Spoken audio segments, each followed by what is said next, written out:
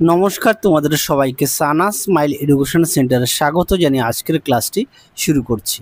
আজকে তোমাদের সঙ্গে আলোচনা করব তোমরা যারা অষ্টম শ্রেণীর দ্বিতীয় পর্যায়ক্রমিক মূল্যায়ন পরীক্ষা দেবে তোমাদের জন্য আজকে নিয়ে চলে এসেছি দ্বিতীয় পর্যায়ক্রমিক মূল্যায়ন 2025 অষ্টম শ্রেণীর বাংলা বিষয়ে সাজেশান।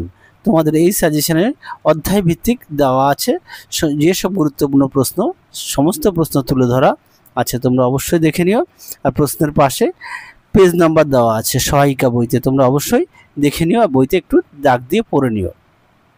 দেখে নাও দাঁড়াও কবিতা থেকে যেসব গুরুত্বপূর্ণ প্রশ্নগুলো আছে। প্রথমে দেওয়া আছে প্রশ্নমান একে প্রশ্ন আছে, দাঁড়াও কবিতায় দাঁড়াও শব্দটি মোট কতবার আছে? উত্তরটি হবে 9 বার।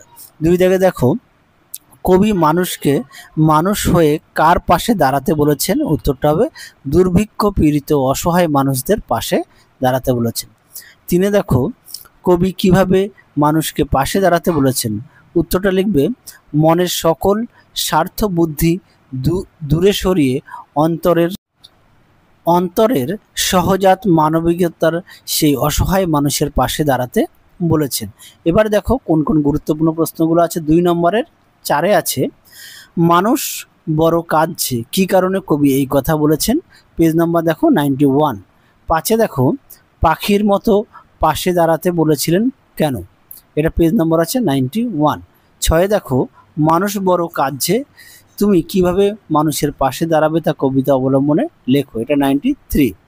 পরবর্তী দেখো, পল্লী সমাজ থেকে কোন কোন গুরুত্বপূর্ণ প্রশ্নগুলো আছে।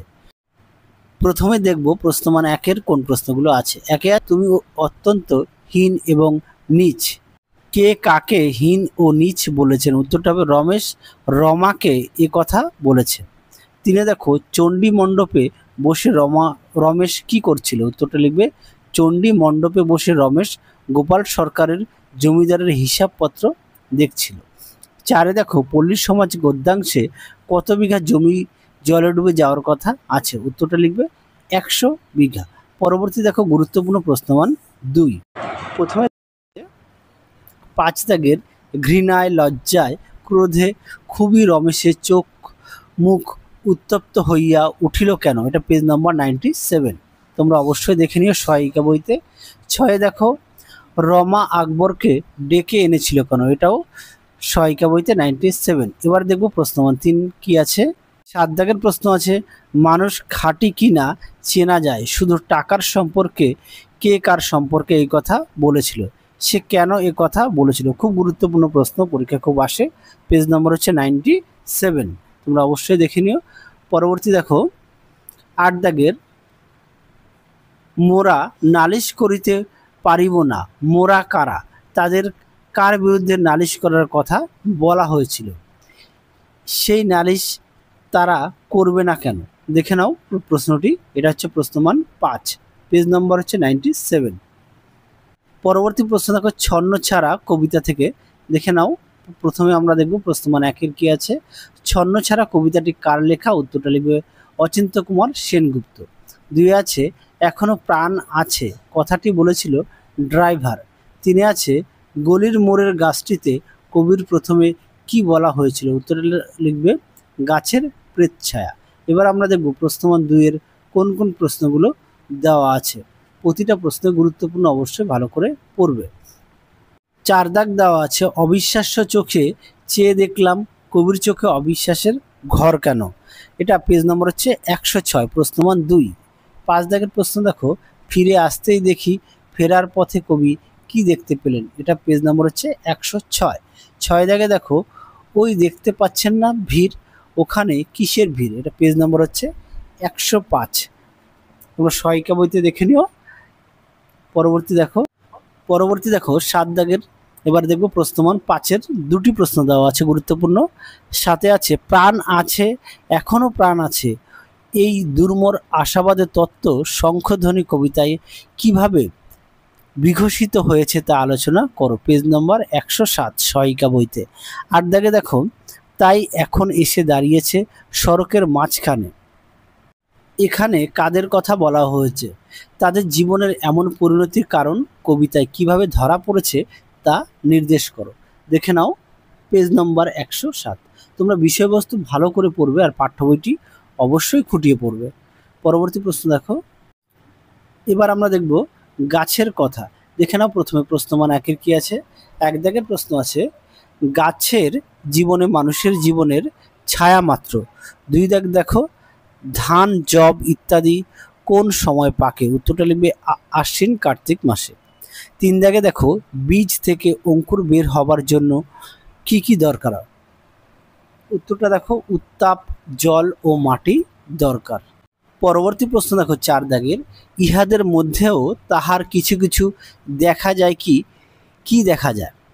দেখা যায় কি দেখা যায়? উত্তরটি হবে, মানুষের মধ্যে যেই সব সদ্গুণ আছে তার কিছু কিছু গাছেদের মধ্যে দেখা যায়।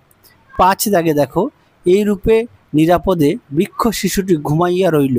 বৃক্ষ শিশু কিভাবে নিরাপদে ঘুমিয়ে থাকে? উত্তরটি দেখো, বৃক্ষ শিশু কঠিন ঢাকনাযুক্ত বীজের মধ্যে ঘুমিয়ে থাকে। পরবর্তী দেখো, এই অধ্যায় থেকে তোমাদের গুরুত্বপূর্ণ প্রশ্নমান 3-এর কি আছে। 5 দাগে দেখো, গাছের জীবনে মানুষ জীবনের ছায়া মাত্র। লেখকেরা এমন একটি অবতারণার কারণ বিশ্লেষণ করো। এটা পেজ নম্বর 114।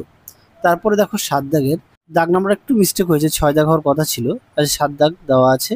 নানা উপায়ে গাছের বীজ ছড়াইয়া যায়, উপায়গুলি পাঠ্যাংশ অনুকরণে আলোচনা করো। এটা পেজ নম্বর 114। 8 দাগে দেখো, ভিন্ন ভিন্ন সময় ভিন্ন ভিন্ন বীজ পাকিয়া থাকে, পাঠ্যাংশ উল্লেখিত কোন কোন সময় পাকে? এটা তোমাদের পেজ নম্বর হচ্ছে 114 সহায়িকা বইতে দেওয়া আছে। প্রতিটা প্রশ্নতে দেওয়া আছে যাতে তোমাদের পড়তে সুবিধা হয়। পরবর্তী দেখো, তোমাদের কোন অধ্যায় থেকে? পারাগার দুপ্রহর ভালোবাসি এই কবিতা থেকে দেওয়া আছে। গুরুত্বপূর্ণ প্রশ্নগুলো দেখে নাও অধ্যায়ভিত্তিক।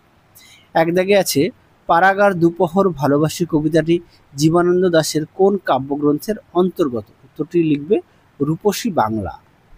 পরবর্তী দেখো, দুপহর শব্দের অর্থ কি? উত্তরটা লিখবে দ্বিপহর অর্থাৎ দুপুর বেলা। পরবর্তী দেখো 3 দাগের, ডিঙিটিরে বেঁধে রেখে গিয়েছে। উত্তরটা লিখবে কোথায়? হিজলে। 4 দেখো, ডিঙিটি ভাসিয়াছে কার জলে? ডিঙিটি কেমন করে ভাসিয়াছে? আচ্ছা, উত্তরটা দেখো, ডিঙিটি বহুদিনের জীর্ণ, কোথাও কোথাও ঝাঁকড়া ফোপড়া হয়ে পড়েছে। 5 দেখো, শাখাগুলো নুয়ে আছে বহুদিন ছন্দহীন থেকে বুনো। এর উত্তরটা লিখবে চালতার। পরবর্তী দেখো প্রশ্নমান 3-এর, আচ্ছা দেখে নাও দাগ নাম্বার হচ্ছে 6। প্রশ্নমান হচ্ছে 3, রৌদ্রে যেন ভিজে বেদনার গন্ধ লেগে আছে, বেদনাকে ভিজে বলার যুক্তিকতা লেখো। এটা হচ্ছে পেজ নম্বর 135।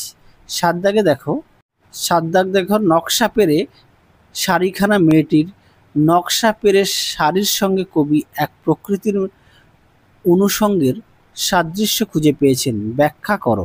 পেজ নম্বর 139। এবার দেখো প্রশ্নমান 5-এর 8 দাগে আছে, প্রকৃতির কেমন ছবি কবিতাটিতে ফুটে উঠেছে তা আলোচনা করো।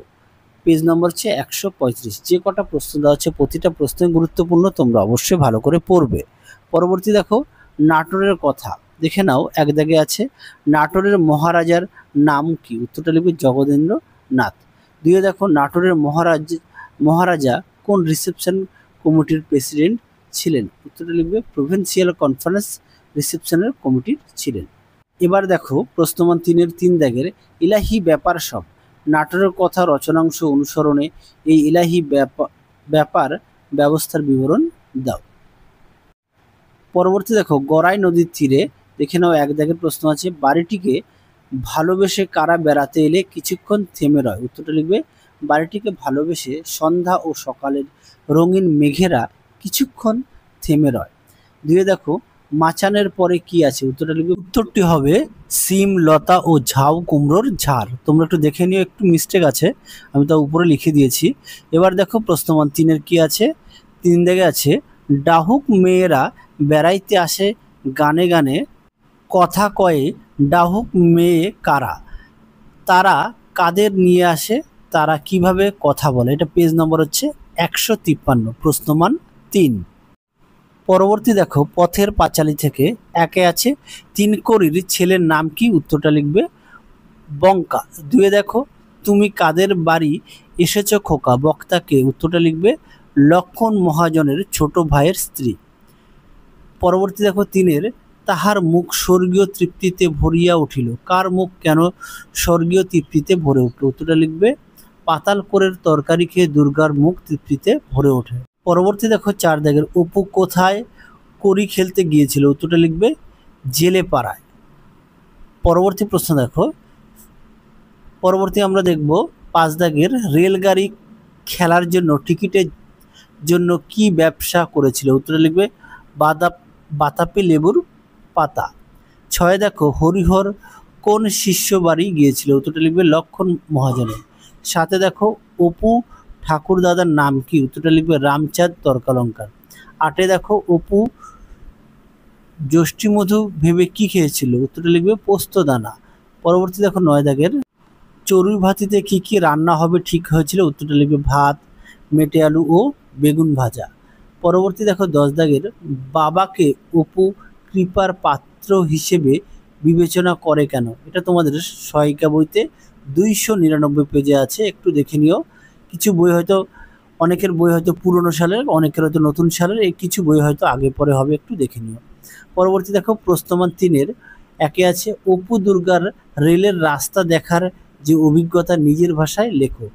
এটা 279 পেজে আছে। 2-এ আছে অপু দুর্গার চড়াই ভাতির আয়োজন সম্পর্কে আলোচনা করো। এটিও গুরুত্বপূর্ণ, পেজ নম্বর 296 পেজে সহায়িকা বইতে আছে। 3-এ দেখো সর্বদর্শন সংগ্রহ বইটিতে মানুষের ওড়ার ব্যাপারে কি লেখা আছে? পথের পাঁচালীতে পেজ নম্বর 64 পেজে আছে, একটু দেখে নিও। আর তোমাদের যে সহায়িকা বইয়ে পেজ নম্বর দেওয়া আছে, অনেকের বইতে হয়তো নাও মিলতে পারে, কেননা কারোর আগের বছর, কারোরটা পুরনো সালের, তা সেই অনুযায়ী পেজ হয়তো আগে পরে থাকলেও থাকতে পারে, একটু মিলিয়ে নিও। পরবর্তী দেখো প্রশ্ন নম্বর 5-এর কি আছে? 1 দাগে আছে অপুর গায়ে কাটা দিয়ে উঠিল, কেন এমন হয়েছিল? পেজ নম্বর 300। 2-এ দেখো সর্বজয়ার বুক গর্বে ও তৃপ্তিতে ভরিয়া উঠিল। সর্বজয়ার গর্ব ও তৃপ্তিবোধের কারণ কি? এটা সহায়িকা বইতে 287 পেজে। 3-এ দেখো বাঁকা কঞ্চি অপুর জীবন এক অদ্ভুত জিনিস, উক্তিটির তাৎপর্য আলোচনা করো। পেজ নম্বর হচ্ছে 289। পরবর্তী দেখো ভাষা চর্চা থেকে 1-এ আছে আমরা ছোকরা দল, আমাদের তেমন কোনো কাজকর্ম ছিল না। নর্থক থেকে অস্তর্থক বাক্য। উত্তরটা দেখো আমরা ছোকরার দল, আমাদের কাজকর্ম খুব অল্পই ছিল। 2-এ দেখো বেনির মুখ গম্ভীর হইল, সদর্থক থেকে নর্থক বাক্য। উত্তরটা দেখো বেনির মুখ প্রফুল্ল রইল না। 3-এ দেখো বকশিসের কথায় কাশীনাথ হেসে ফেলল, না সূচক বাক্য। উত্তরটা দেখো বকশিসের কথায় না হেসে কাশীনাথ তার থাকতে পারল না। 4-এ দেখো খুব ভোরবেলায় উঠে অনেকটা দৌড়াতে হবে, এটা হবে অনুজ্ঞাসূচক বাক্য। উত্তরটা হবে খুব ভোরবেলা উঠে অনেকটা দৌড়াবে। 5-এ দেখো তার হয়েছে বড় জ্বালা, বিস্ময় সূচক বাক্য। উত্তরটা হবে কি জ্বালায় যে জ্বলছে সে। পরবর্তী দেখো 6 দাগের এ তো মেয়ে মেয়ে নয় দেবতা নিশ্চয়, নির্দেশ করো। উত্তরটা তো আলংকারিক অব্যয়। 7-এ দেখো সাবাস এমন কাজ তো তোমাকেই মানায়, অব্যয় নির্দেশ করো। উত্তরটা লিখবে সাবাস আবেগ সূচক অব্যয়। 8-এ দেখো শব্দগুলি একাধিক অর্থের বাক্য প্রয়োগ করো। মাথা দিয়ে, চোখ দিয়ে, কাঁচা দিয়ে। তোমরা মোটামুটি পরীক্ষায় 2 কি 3টে লিখতে দেয়, হ্যাঁ, তো বেশিরভাগই 2 দেয়, তোমরা অবশ্যই একটু দুটোর জায়গায় 3টে বা 4টে মুখস্থ করবে। 9-এ দেখো সংজ্ঞা লেখো, নির্দেশক বাক্য, জটিল বাক্য, সমাপিকা ও অসমাপিক ক্রিয়া, তারপরে দেওয়া আছে প্রশ্নবোধক বাক্য। আশা করি তোমরা সাজেশনটি ভালো করে দেখে নিয়েছো, অবশ্যই খাতায় লিখে নিও, আর পেজ নাম্বারগুলো অবশ্যই বই থেকে দাগ দিয়ে পড়ে নিও। তাহলে চলো আজকের মতো এখানেই সমাপ্ত করছি, আবার দেখা হবে খুব শীঘ্রই তোমাদের পরবর্তী ভিডিওতে। তোমরা সবাই সুস্থ থাকো, ভালো থাকো, আজকের মতো টাটা।